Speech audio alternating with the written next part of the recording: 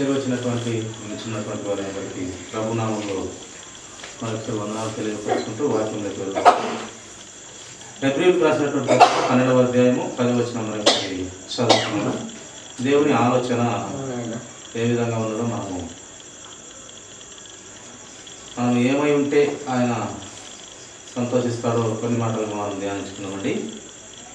వారు కొన్ని దినముల మట్టుకు తమకిష్టం వచ్చినట్టు మనలను శిక్షించిరి కానీ మనము తన పరిశుద్ధతలో పాలు పొందవలనని మనమేలు కొరికే ఆయన శిక్షించుచున్నాడు. పరిశుద్ధాత్మ దేవుని ఆత్మ ప్రేరణతో పౌలు గారు రాసినటువంటి మాటలు చూడండి. వారు ఇష్టం వచ్చినట్టు ప్రజలను శిక్షిస్తూ ఉన్నారంట. ఆ శిక్షలు ఎవరి కోసము అని మనము ఆలోచన చేసినట్లయితే ఈ యొక్క వాక్య భాగంలో ఆ శిక్షలు మేలు కోరి ఆయనే శిక్షిస్తున్నాడు. వారు కేవలం నిమిత్త మాత్రులు. అపవాది యేసుక్రీస్తు ప్రభు వారిని శోధించినాడు. అలాగే ఇక్కడ నుండి ధూమ్కు లేదా ఈ రాళ్ళన్నింటిని రొట్టెలుగా చేసుకో ఉపవాసంతో ఉన్నాడు ఆయన 40 దినాలు. ఒక్క క్షణంలో అంతా పూర్వకమంతా చూపించి నా పాదాలకు ముక్కు ఇదంతా నీకు ఇస్తాను అని సృష్టికర్త అయిన దేవుని శోధించినాడు. ఆల్రెడీ ఆకలితో ఉన్నటువంటి యేసుక్రీస్తు ప్రభు వారిని శోధిస్తూ వచ్చినాడు. అలాగే యోబు గారిని శోధిస్తూ వచ్చినాడు. ఇలా చాలామంది భక్తులను శోధిస్తూ వచ్చినాడు. ఈ శోధిస్తూ వస్తున్న విధానము తండ్రి పర్మిషన్తో ఈ అపవాది గారు వచ్చి శోధిస్తూ ఉన్నాడు. అందుకే చాలామంది అప్పుడప్పుడు ఊరిలో ఈ పనికి వాళ్ళను నీతి నిజాయితీగా బ్రతికే వాళ్ళను ఇష్టం వచ్చినట్టు నోరు పారేసుకొని తిడుతూ ఉంటారు. అలా తిడుతూ ఉండడం వల్ల దేవుడు వారి నోరు ముయించలేక కాదు, వారిని ఆపలేక కాదు. వారి నోరు ముయించడు, వారిని ఆపడు. ఎందు నిమిత్తమో అలా చేయడు దేవుడు అంటే వారి వల్ల ఈ నీతిమంతుడు ఇంకా అతని యథార్థత నీతి బయలుపరుచుకుంటాడు. అతని పరిశుద్ధత, అతని నీతి, అతని యథార్థత ఎంతన్నా తిట్టని ఇతను సరిగ్గానే ఉంటాడు. ఎవరు? ప్రభువుకు లోబడినటువంటి వారు, ప్రభువు ఆఖ్యానికి లోబడినటువంటి వారు, ప్రభువును ప్రేమించినటువంటి వారు. ఏమన్నా అనుకొని ఏమన్నా చేసుకొని వీళ్ళు ఎదురు మాట్లాడరు. ఒకవేళ మాట్లాడినా ఆ మాటలలో పాపం ఉండదు. ఏముండదు ఆ మాటలలో? పాపం ఉండదు. కానీ వారు మటుకు పాపంతోనే మాట్లాడుతుంటారు, కానీ పాపం లేకుండానే పడుతూనే ఉంటారు. ఈ శిక్ష వాళ్ళు తిట్టినప్పటికీ దేవుడే పర్మిషన్ ఇస్తున్నట్టు. ఎందుకంటే ఇతని విశ్వాసము, ఇతని నిరీక్షణ, ఇతని పట్టుదల, ఓర్పు, సహనము ఎంత ఉందో దేవునికి తెలియాలి. అందు నిమిత్తమై అలా జరుగుతుంది. అందుకే ఇక్కడ వాక్య భాగంలో మనము తన పరిశుద్ధతలో పాలు పొందవలనని మన మేలు కొరకే ఆయన శిక్షిస్తున్నాడు.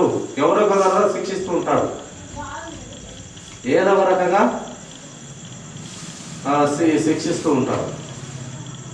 ఆయన వాక్యం తెలిసిన పిల్లలంగా, ఆయనను ప్రేమించిన పిల్లలంగా ఆ శిక్షను అంగీకరించాలి.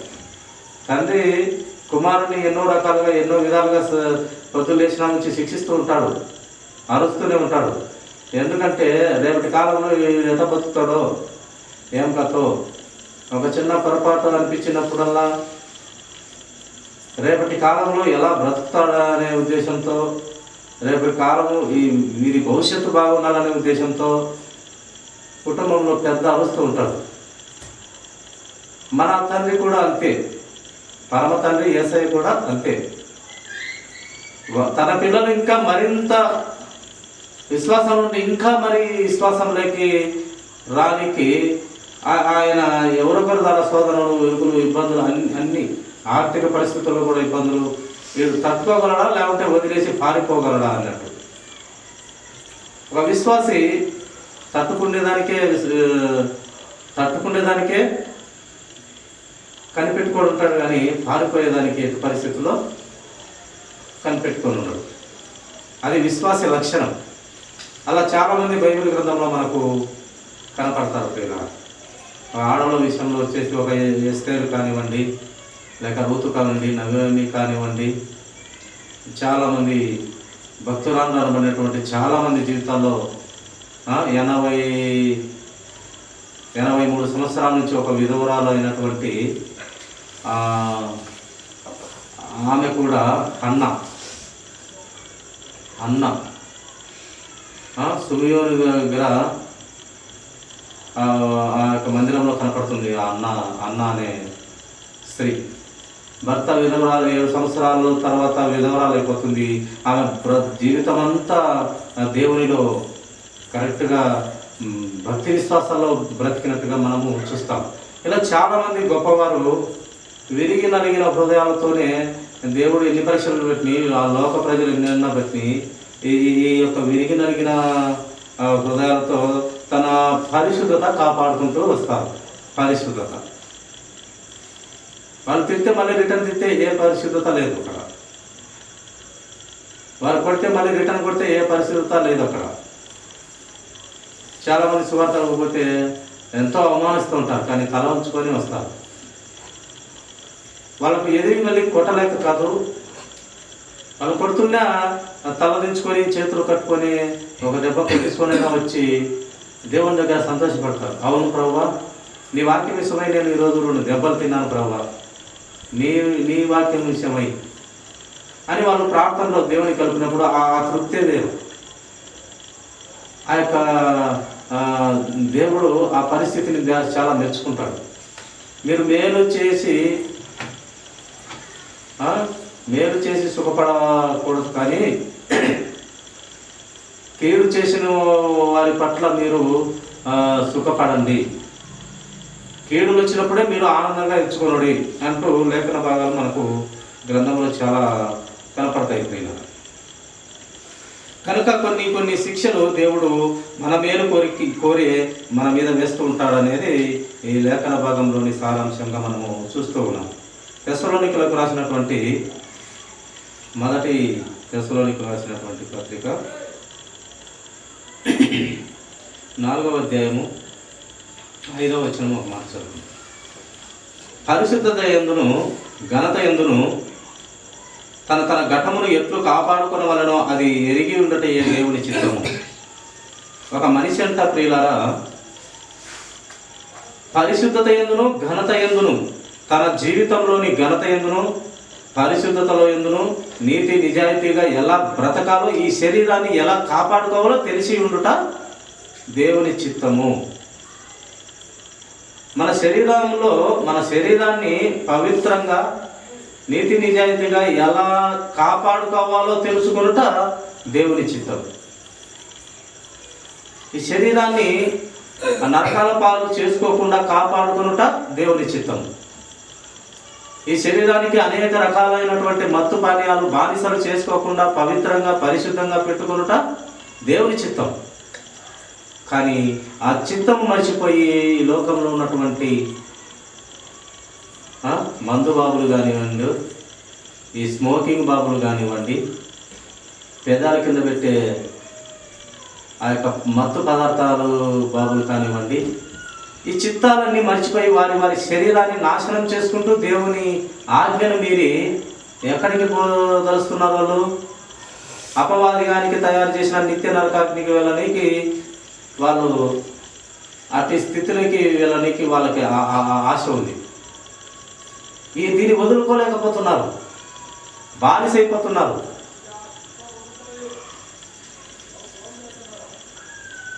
కనుక ఈ శరీరం అనే ఘట్టాన్ని,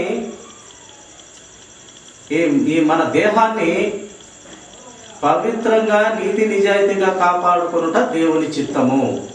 ఆ చిత్తంలో మనము తెలుసుకొని మన శరీరాన్ని మనము కాపాడుకోవాలి. నిత్య నరకానికి తప్పించబడటమే మన శరీరాన్ని మనము కాపాడుకోవడం.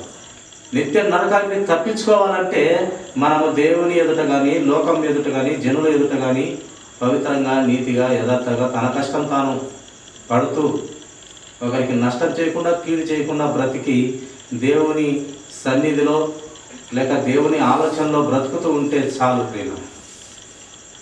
ఈ కొంచెం జీవితంలో అలా దేవునికి నమ్మకంగా ఉంటే ఎక్కువ జీవితంలో నీకు యుగ యుగాల జీవితం తండ్రి యొద్ద నీ దగ్గర తండ్రి యొద్ద నిన్ను పెట్టుకొని యుగ యుగాల జీవితం నీకు అద్భుతమైన ఆ పరలోక రాజ్యం చాలా అద్భుతంగా ఉంటుంది. అంత ఇక్కడ చిన్న బంగారు ముక్క పోతే ఎత్తుకోవాల్సి వస్తాం, అక్కడ ఆ బంగారు మన కాళ్ళ కిందనే ఉంటుందంట. జీవవృక్ష ఫలాలు అవి తింటే ఆకలే ఉండదంట. ఆ జీవ జలాలు అవి తాగితే దప్పికే కాదంట. పరిశుద్ధులు బంధంలో ఎంతోమంది పరిశుద్ధతగా కనపరిచిన సాక్షి సమూహాలు, గొప్ప సాక్షి సమూహం పరలోక రాజ్యంలో పరిశుద్ధులు ఉంటారు. అక్కడ పాపాత్ములు, కనికమాలోళ్ళు, మోసగాళ్ళు ఇలాంటి వాళ్ళు ఎవరు అక్కడ కనపడరు. గ్రంథంలో రాయించి లిఖించబడిన పేర్లతో కూడినటువంటి పరిశుద్ధులు మాత్రమే అక్కడ ఉంటారు. ఆ పరిశుద్ధులలో నువ్వు నేను ఒకరిగా ఉండాలంటే ఈ లోకంలో ఈ శరీరం అనే ఘట్టంలో, ఈ శరీరం అనే ఈ యొక్క దేహంలో మనము పరిశుద్ధత, నీతి, నిజాయితీ, యథార్థత కాపాడుకుంటూ దేవునికి ఇష్టలుగా బతకాలని వాక్యం మనకు తెలియపరుస్తూ ఉంది ప్రియులారా. అదే 3వ వచనంలో కూడా చదువుకుంటే చూడండి. అదే తెస్సలోనికులకు రాసినటువంటి మొదటి పత్రిక 4వ అధ్యాయం 3వ వచనం ఒక మాట చదువుకున్నాము. మీరు పరిశుద్ధులవుటయే అనగా మీరు జారత్వములకు దూరంగా ఉండుటయే దేవుని చిత్తం. మనము తప్పు చేయకుండా ఉండేది దేవుని చిత్తం అంట. వ్రాయించినటువంటి మాట, మీరు పరిశుద్ధులవుటయే, మీరు పరిశుద్ధంగా బ్రతుకుటయే, అలాగే ఈ యొక్క పాపం అనే జారత్వము, వ్యభిచారంకు దూరంగా ఉండుటయే దేవుని చిత్తము అని లేఖనము మనకు తెలియపరుస్తుంది. కనుక మన శరీరాన్ని మనం కాపాడుకోవాలా. ఇందాక వాక్యంలో తెలిపినట్టు దేవుని చిత్తం ఏంటంటే మనం పరిశుద్ధంగా బ్రతికేది, నీతి నిజాయితీగా బ్రతికేది దేవుని చిత్తము. జాగ్రత్తము, వ్యభిచారం చేయకుండా, మోసం చేయకుండా బ్రతకడం దేవుని చిత్తం. దేవుని తేటగా వివరిస్తుంది ప్రియులారా. మర్మంగా ఉంచబడలేదు వాక్యం. మనకు ఎలా బ్రతకాలో దేవుడు తేటగా మనకు తెలియపరుస్తూ ఉన్నాడు పరిశుద్ధాత్మ దేవుడు. కొరింథీయులకు రాసినటువంటి 2వ పత్రిక అపోస్తలుడైన పౌలు గారు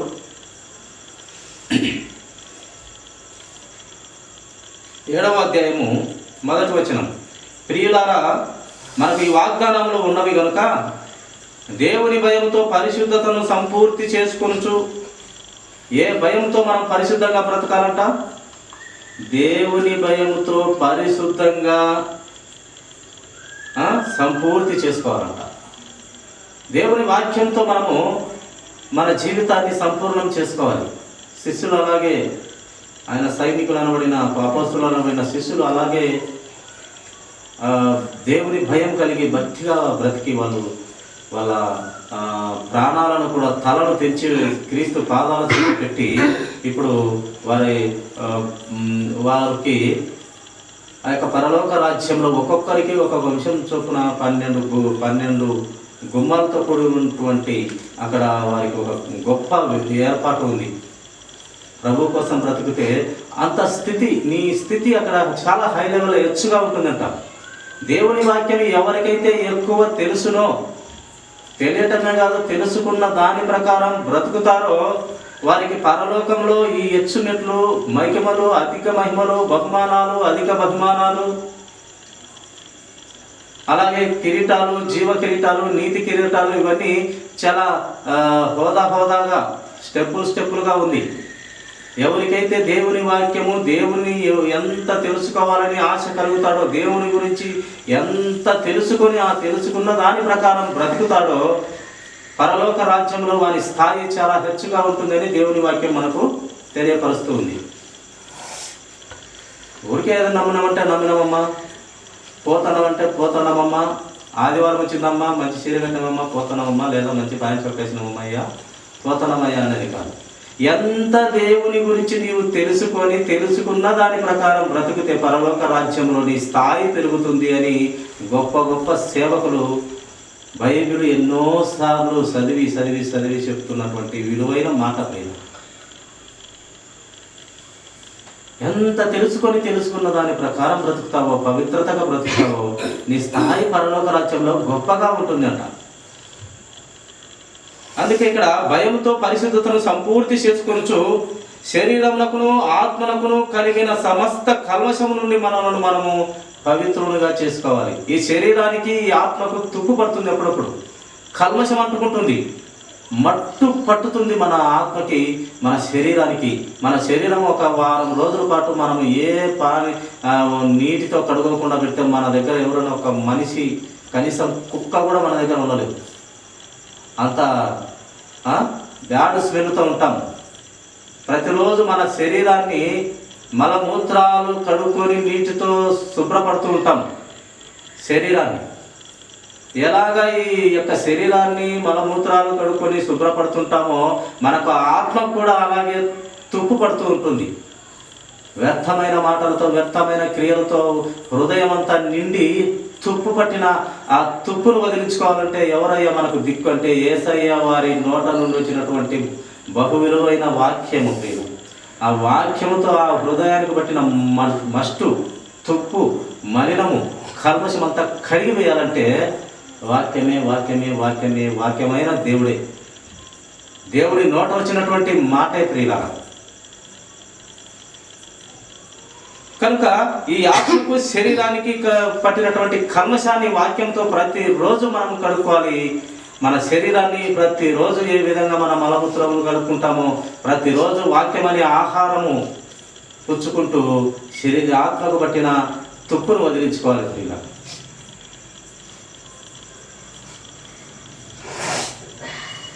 కొరింథీయులకు రాసినటువంటి మొదటి పత్రిక 1వ అధ్యాయం 31వ వచనము చదువుకున్నాం. చివరి వచనము, అతిశయించువాడు ప్రభువునందే అతిశయింపవలెను అని వాయబడినది నెరవేరునట్లు దేవుని మూలముగా ఆయన మనకు జ్ఞానమును, నీతిను, పరిశుద్ధతయు విమోచనమాయను. యేసు క్రీస్తు ప్రభువారంట దేవుని మూలముగా, మన తండ్రి మూలముగా ఆయన మనకు జ్ఞానమైనాడు. మన యేసయ్య నీతి అయినాడు, అన్నిటికీ మించి పరిశుద్ధత అయినాడు, ఇంకా మించి మన పాపపు బంధకాల నుండి విడిపించి మరణమైనాడు. తిరిగి దేవుని కుమారుడు కనుక లేచినాడు. లేచిన ప్రథమ ఫలముగా ఎలాగ లేచినాడో యేసయ్య, అలాగే రెండవ ఫలంగా ప్రతి మనిషిని తిరిగి లేపనీకి తిరిగి రానయున్న యేసుక్రీస్తు ప్రభువారు తెలుసుకొని పాపమును ఒప్పుకొని రక్షింపబడితే నిన్ను రెండవ ఫలంగా మరణం నుంచి జయించనీకి యేసయ్య మనకు రెడీగా తిరిగి రానైన యేసయ్య మనకు పరలోక రాజ్యంలో ఉన్నాడు. మనలో కూడా చనిపోయిన తర్వాత తిరిగి లేపనీకి రెండవ ఫలంగా ఆయన లేపనీకి సిద్ధంగా ఉన్నాడు. పరలోక రాజ్యంలో రాబోతున్నాడు, అతి త్వరలోనే ఆయన రాబోతున్నాడని కొంతమంది మేధావులు తెలియపరుస్తూ ఉన్నారు ప్రియులారా. అంటే వాక్యం బాగా పఠించి లోకంలో జరుగుతున్నటువంటి ఇక క్రియలను బట్టి, ఆ పనులను బట్టి చూసి దేవుడి రాకడ అతి సమీపంలోనే ఉన్నది అని తెలియపరుస్తూ ఉన్నారు గొప్పవారు, దేవుని పిల్లలు. 2వ తెస్సలోనికీయులకు 2వ అధ్యాయము 13వ వచనం ఒక మాట చదువుతున్నామండి.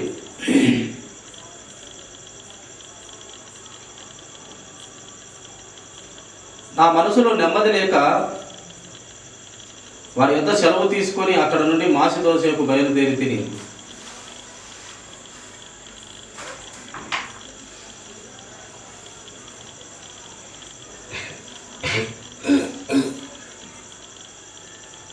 రెండవ కొరింథీయులకు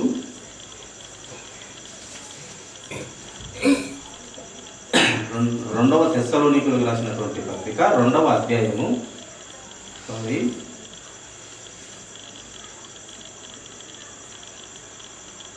13వ వచనం.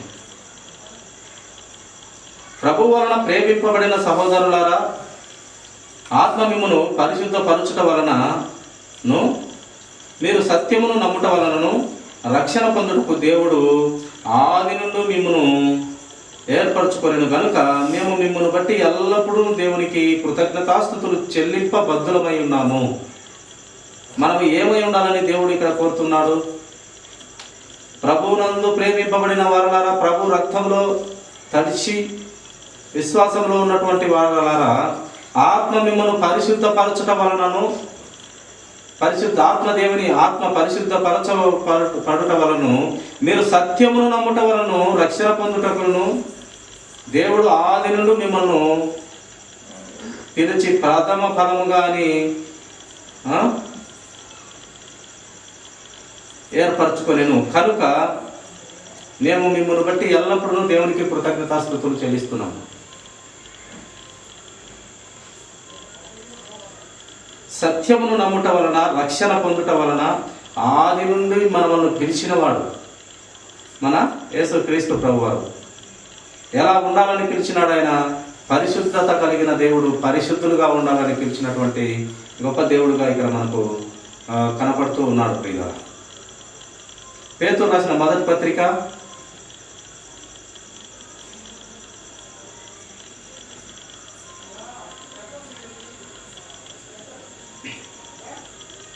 1వ అధ్యాయము 16వ వచనం మాట చదువుకున్నామండి. మిమ్మల్ని పిలిచిన వాడు పరిశుద్ధుడై ఉన్న ప్రకారము మీరును సమస్త ప్రవర్తన యందు పరిశుద్ధులై ఉండుడి. మనల్ని పిలిచిన వాడట చాలా చాలా చాలా అతి పరిశుద్ధుడు. అందుకే మీరు కూడా సమస్త విషయములలో, ఒక్క విషయంలో కాదంట, సమస్త విషయములలో సమస్త ప్రవర్తన యందు పరిశుద్ధులై ఉండాలని దేవుని ఆలోచన. ఆల్రెడీ ఆయన మన దేవుడు పరిశుద్ధుడు, నీతిమంతుడు, యథార్థవంతుడు. కనుక పిలిచిన వాడు చాలా పరిశుద్ధుడు. కనుక మనము కూడా, అందరము కూడా, రక్షణలోకి వచ్చిన పిల్లలందరూ వీలైనంత వరకు సమస్త జనులతో సమాధానం కలిగి ఉంటూ పరిశుద్ధంగా ఉండాలని దేవుడు పిలుస్తూ ఉన్నాడు. కీర్తన గ్రంథము 89వ అధ్యాయము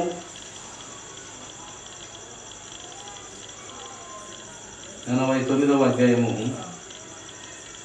మాట చదువుకున్నామండి. 37వ వచనము. నా పరిశుద్ధత తోడని నేను ప్రమాణము చేసి తిని దావీదుతో నేను అబద్ధమాడను. ఆయన ప్రమాణం చేసి ఉన్నాడంట. ఏమని ప్రమాణం చేసినాడు? మనం అప్పుడప్పుడు చూస్తుంటాము, బాగా చాలా ఇష్టమైన వారి మీద ప్రమాణాలు చేస్తుంటాం. నిజంగా తప్పు చేయకుండా ఉన్నప్పుడు, అవతల వ్యక్తి నమ్మకుండా ఉన్నప్పుడు అప్పుడు ఏమంటామంటే, మన పిల్లలు చాలా ఇష్టము, నా పిల్లలతో అంటుంటారు. లేక తల్లి బాగా ఇష్టమైంటుంది, నా తల్లితోడు అంటుంటారు. ఎందుకంటే ఎదుటి వ్యక్తి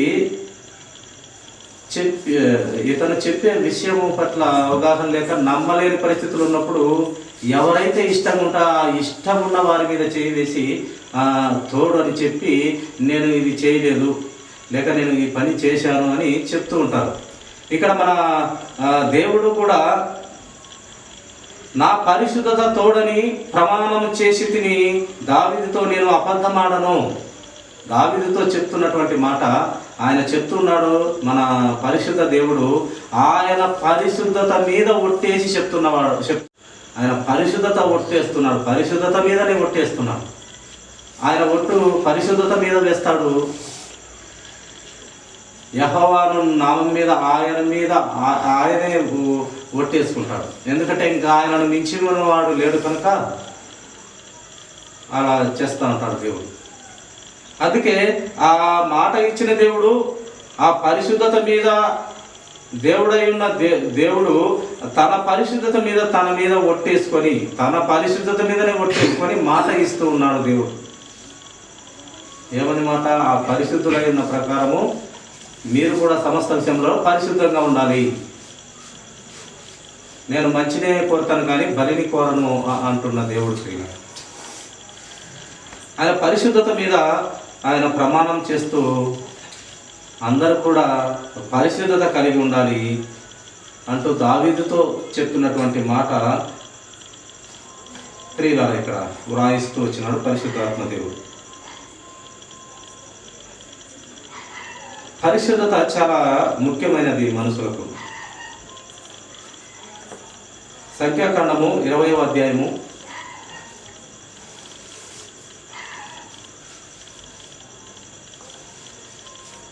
12వ వచనం. అప్పుడు యెహోవా మోషే అహరోనులతో, మీరు ఇశ్రాయేలీయుల కన్నుల ఎదుట నా పరిశుద్ధతను సన్మానించినట్లు, దేవుడు చెప్తున్నటువంటి మాట చూడండి, ఆ ఇశ్రాయేలుల కన్నుల ఎదుట నా పరిశుద్ధతను సన్మానించినట్లు, నా పరిశుద్ధతను గౌరవించినట్లు, నా పరిశుద్ధతను మీరు ప్రేమించినట్లు నన్ను నమ్ముకొనకపోతే మీరు కనుక ఈ యొక్క సమాజంలో నేను వారికి ఇచ్చిన దేశంలోనికి మీరు తోడుకొని పోరని చెప్పాను. ఆయన దేవుని పరిశుద్ధత మీద వారు నమ్మలేదట. అందుకే మీరు ఆయన చెప్పిన దేశంలోనికి మీరు తోడుకొని పోరు అని చెప్పినారు. అందుకే ఆ ఇశ్రాయేలు నడిపించిన మోషే గారు కూడా చివరికి ఆ యొక్క పాలు తేనెలు ప్రవహించే దేశానికి వెళ్ళలేదు.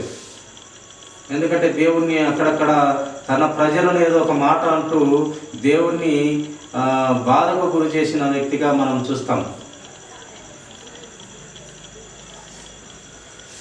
కనుక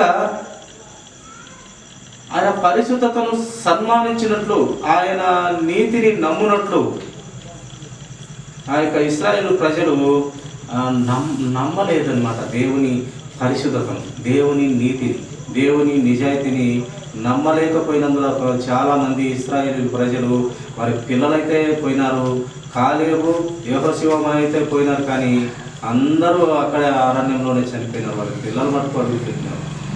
ఇద్దరు మాత్రమే ఆ జనరేషన్లో ఉన్నటువంటి ఇద్దరు మాత్రమే అడుగు పెట్టారు. వాళ్ళ పిల్లలు అడుగు పెట్టారు, కానీ అందరూ అక్కడే చనిపోయినారు. దేవుని ఉగ్రత, ప్రతీది సనిగేది వారు. మాంసం కావాలని సనిగేవారు, నీళ్లు లేవని సనిగేవారు, ఎప్పుడు ఆకుకూరలు అని సనిగేవారు. చాలా రకాలుగా వారిని దేవుడు అద్భుతమైన ఆయన ఆశ్చర్య కార్యాలు, సూచక్రియలు చేస్తూ చిన్నగా నడిపిస్తూ వచ్చినాడు. గట్టిగా 11 రోజుల్లో పోవాల్సిన ఆ యొక్క ఐగుప్తు దేశం నుండి ఆ యొక్క పాలు తేనెలు ప్రవహించు కానాను దేశంకు 11 రోజుల్లో పోవాల్సిన ప్రయాణాన్ని 40 సంవత్సరాలు ఆ యొక్క అరణ్య మార్గంలో గుండా దేవుడు నడిపిస్తూ వచ్చినాడు. ఎందుకు ఈ అరణ్య మార్గంలో గుండా దేవుడు నడిపిస్తూ వచ్చినాడంటే వారికి విరిగి నలిగిన మనసు కావాలి. అయినప్పటికీ వీరు ఆ విరిగి నలిగిన హృదయం లేక, ఆయన కొన్ని శిక్షలు వేస్తే భరించలేక దేవుణ్ణి చిన్న చూపు చూసినట్టుగా, మోషే గారిని రాళ్లతో కొట్టాలనుకున్నట్టుగా చాలా చోట్ల దేవునికి కోపం తెప్పించినారు. కనుక అరణ్యంలోని వాళ్ళందరూ కూడా మరణమైనారు. కొన్ని రోజుల్లో పోవాల్సిన ప్రయాణము దేవుడు తీసుకొని పోలేడా? తీసుకొని పోగలడు. కానీ వారికి ప్రతి విషయం మీద అవగాహన, జ్ఞానము, విరిగి నలిగిన స్వభావము రావాలని ఆ అడవిలంతా తిప్పినాడు ఆయన. మనిషిని కూడా అంతే, పుట్టుతానే నువ్వు ఎప్పుడు సుఖంలోనే పెరగాలని అనుకోడు దేవుడు. కొన్ని కష్ట దుఃఖాలు పెడతాడు, ఆ విరిగి నలిగే మనసు నీకు రావాలని. సుఖంగా పుట్టించి సుఖంగా పెరిగి చచ్చిపోతే ఏం తెలుస్తుంది వానికి? ఏం తెలియదు. కష్టపడి ఇరిగి నలిగి కింద మీద పడి, ఒక పిల్లవాడు కూడా నడవాలంటే చాలా మాత్రం కింద పడతాడు, చిన్నగా లేస్తాడు మళ్ళీ కింద పడతాడు, చిన్నగా లేస్తాడు మళ్ళీ కింద పడతాడు, మంచాలు పట్టుకుని నడుస్తాడు మళ్ళీ స్టడీ నడిచేస్తాడు.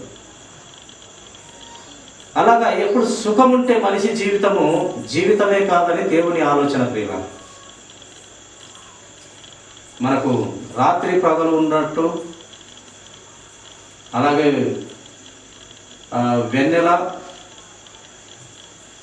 చీకటి ఉన్నట్టు, ఈ రెండు బ్యాలెన్స్ చేసి మనిషి జీవితాన్ని దేవుడు చెక్కుతాడు.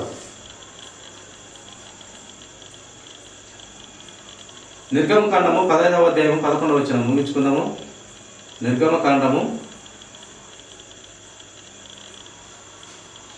15వ అధ్యాయము 11వ వచనం. యెహోవా వేల్పులలో నీ వంటి వాడెవడు? పరిశుద్ధతను బట్టి నీవు మహనీయుడవు, స్తుతి కీర్తనను బట్టి పూజ్యుడవు, అద్భుతములు చేయవాడవు, నీ వంటి వాడెవడు? పరిశుద్ధతను బట్టి వేల్పులలో ఆయన వంటి వాడు లేడంట. దేవుళ్ళు దేవతలు అనబడిన వాళ్ళు ఆయన అంతటి వాడు ఎవరు లేడు. మన యేసయ్య లాంటి వాడు ఎవరు లేడు. పరిశుద్ధతను బట్టి ఆయన మహానీయుడు. పరిశుద్ధతలో ఆయన తగ్గిపోయేవాడే కాదు ప్రియులారా, మహనీయుడు పరిశుద్ధతలో. స్తుతి కీర్తనలు బట్టి, పాటలు స్తుతులు అందుకోవడం దాన్ని బట్టి ఆయన పూజ్యునుడు, పూజ్యకు అర్హుడు. ఆయన ఆ పరిశుద్ధుడు, అద్భుతములు చేయవాడు. ఆయన అటువంటి వాడు ఎవడు లేడు. ఆయన తర్వాత లేడు, ఆయన ముందు లేడు, ఎవరు లేడు. ఆయనే ఉన్నవాడు, అనువాడవై స్వయంభుడై ఆయనే ఉన్నవాడు. అందుకే ఆయనకు పేరు యెహోవా. యెహోవా అను పేరుకు అర్థము ఉన్నవాడు, అనువాడు, స్వయంభుడు అయి ఉన్నటువంటి వాడు. తెస్సలోనికీయులకు రాసినటువంటి పత్రిక 5వ అధ్యాయం 23వ వచనము చదువుకుందామండి. మొదటి తెస్సలోనికీయులకు రాసినటువంటి పత్రిక 5వ అధ్యాయము 23వ వచనం. సమాధానకర్తయగు దేవుడే మిమ్మల్ని సంపూర్ణముగా పరిశుద్ధపరచునుగాక. మీ ఆత్మయు జీవమును శరీరమును మన ప్రభువైన యేసు క్రీస్తు రాకడయందు నిందారహితముగా సంపూర్ణముగాను ఉండునట్లు కాపాడబడునుగాక.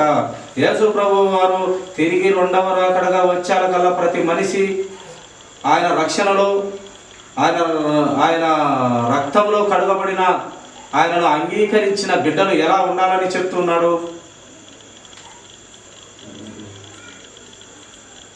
సమాధానకర్తయగు దేవుడే మిమ్మల్ని సంపూర్ణముగా పరిశుద్ధపరచునుగాక. మీ ఆత్మ, మీ జీవము, మీ శరీరమును, మన ఆత్మ, మన జీవము, మన శరీరము ప్రభువైన యేసుక్రీస్తు రాకడయందు మన బ్రతుకు ఎలా ఉండాలంటే నిందారహితంగా నిందారహితులుగా ఉండకూడదంట ప్రియుల. సంపూర్ణముగాను ఉండునట్లు కాపాడబడునుగాక. సంపూర్ణంగా ఉండాలి ప్రభువు పరిశుద్ధతలో మనం అందరము.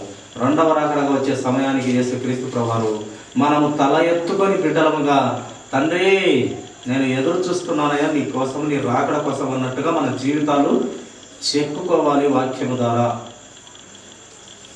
కీర్తన గ్రంథము 93 5వ వచనం చూద్దాం, చూడండి, ముగించుకుందాము. కీర్తన గ్రంథము 93వ అధ్యాయము 5వ వచనము, చివరి వచనము. నీ శాసనములు ఎన్నడూ తప్పిపోవు యెహోవా, ఎన్నటెన్నటికి పరిశుద్ధతయే నీ మందిరముకు అనుకూలం. ఆయన మందిరముకు ఏందంట అనుకూలము? పరిశుద్ధత. పరిశుద్ధత. ఆయన మందిరంలో ఈ పరిశుద్ధత కనపరావాలంట, అదే అనుకూలం అంట మందిరములో.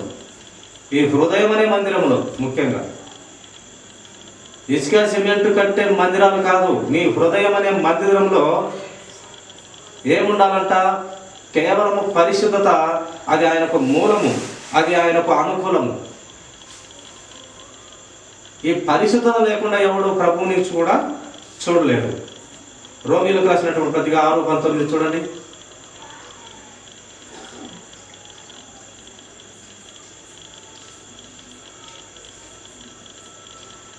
మీ శరీర బలహీనతను బట్టి మనుష్య రీతిగా మాట్లాడుచున్నాను.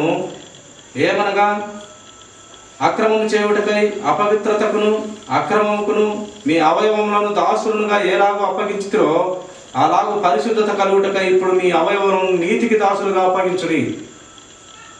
మన అవయవాలంట దేనికి పని చేయాలంట? నీతికి దాసులైపోవాలంట. నీతిమంతుడు ఎవరయ్యా మన సృష్టిలో? నీతిమంతుడు మన యేసుక్రీస్తు ప్రభువారు. ఆయనకు ఈ శరీర అవయవములని ఆయన సత్యానికి, ఆయన నీతికి దాసులమైపోవాలి మనం. కానీ ఈనాటి లోకము ఏ దానికి దాసులమైపోతున్నాము? ఏ దానికి బానిసలమైపోతున్నాము? ఒకడు మందు కొట్టేదానికి బానిసైపోతున్నాడు, ఒకడు సిగరెట్ కాల్చేదానికి బానిసైపోతున్నాడు, ఒకడు రాజా ఈ పెట్టనికి బానిసైపోతున్నాడు, ఒకడు వ్యభిచారంలో బానిసైపోతున్నాడు. ప్రతి పనికిమాల దానికి సీరియల్, ఒక్కాకు, ఇస్పెటాకులు, మటక, ఏ దానికి బానిసైపోయినాడు, దాంట్లో మగ్గి పడి చచ్చిపోయి ఉన్నాడు. దాంట్లో నుంచి బయటపడమని దేవుని మాట అయి ఉన్నది ప్రియ. అందుకే పై మాటలో రాస్తున్నాడు దేవుడు, అక్రమములకును మీ అవయవములను దాసులుగా ఎలాగో అప్పగించుతారో. అక్రమాలకు, అన్యాయాలకు వారి అవయవాలనంట దాసులను చేసేసినారంట, బానిసలను చేసేసినారంట. అవన్నీ వదిలిపెట్టండి ఇక మీదట పరిశుద్ధ కలుగుటకై ఇప్పుడు మీ అవయవాలను నీతికి దాసులుగా అప్పగించండి. నీతి అయిన క్రీస్తుకు దాసులుగా చేయండి, క్రీస్తు శిష్యులుగా మారండి అని వాక్యం మనకు వివరిస్తుంది. అదే 22వ వచనం ఒక మాట చదువుకున్నాం చూడండి. 6వ అధ్యాయము రోమీయులకు 6వ అధ్యాయం 22వ వచనం. ఆయనను ఇప్పుడు పాపము నుండి విమోచింపబడి దేవునికి దాసులైనందున పరిశుద్ధత కలుగుటయే మీకు ఫలము. మనము ఫలించాలంటే, మనము ఫలము కలిగి ఉండాలంటే, దేవుని ఫలముగా మనము ఉండాలంటే ఏమంట? పరిశుద్ధత కలుగుటయే మీకు ఫలము. దాని అంతము ఏందయ్యా? ఈ పరిశుద్ధత అంతము ఏందంట? నిత్యరాజ్యము. పరిశుద్ధత కలుగుటయే మీకు ఫలము, దాని అంతము నిత్య జీవము. ఈ పరిశుద్ధత అనేది నిత్య రాజ్యంలో నిత్య జీవముగా చేసేది ఈ పరిశుద్ధత.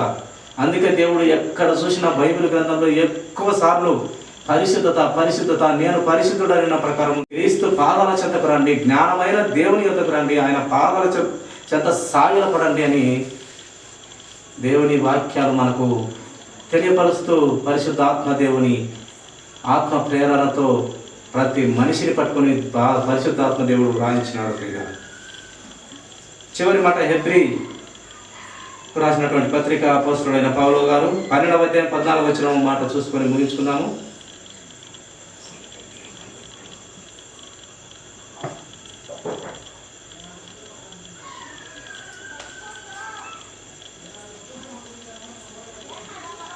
అందరితో సమాధానమును పరిశుద్ధతయు కలిగి ఉండుటకు ప్రయత్నించుడి. ఏమని చెప్తుంది దేవుని వాక్యం ప్రియులారా? మరొకసారి చక్కగా వినండి. అందరితో సమాధానమును పరిశుద్ధతయు కలిగి ఉండుటకు ప్రయత్నించుడి. పరిశుద్ధత లేకుండా ఎవడును ప్రభువుని చూడడు. ఈ పరిశుద్ధత చాలా పవర్ఫుల్. పరిశుద్ధత లేకుండా ప్రభు దగ్గరికి మనం చేరలేమంట. వీలైనంత వరకు సమస్త జనులతో, సమస్త మనుషులతో సమాధానం కలిగి ఉండి పరిశుద్ధత కలిగి ఉండాలి. పరిశుద్ధత సంపాదించుకోవాలి, కాపాడుకోవాలి, రక్షించుకోవాలి. అందరితో సమాధానమును పరిశుద్ధతయు కలిగి ఉండుటకు ప్రయత్నించుడి. సమాధానంగా పరిశుద్ధత కలిగి ఉండి ప్రయత్నించాలట. మనము పరిశుద్ధత లేకుండా నన్ను చూడలేరు మీరు అని దేవుని వాక్యం మనకు తెలియపరుస్తుంది. కాబట్టి మనము పరిశుద్ధత విషయంలో చాలా జాగ్రత్త వహించే పిల్లలుగా ఉండాలి. పరిశుద్ధత లేకుండా మనం ప్రభుని చూడలేమంట. అంటే నీ నా హృదయాల్లో కల్మషమైన ఆలోచనలు, సైతాను కానీ కృతంతమైనటువంటి ఆలోచనలు చేయరాదు. పరిశుద్ధమైన ఆలోచనలతోనే ఉండండి. మన యేసుక్రీస్తు ప్రభు వారు ఆయన పవిత్రుడు,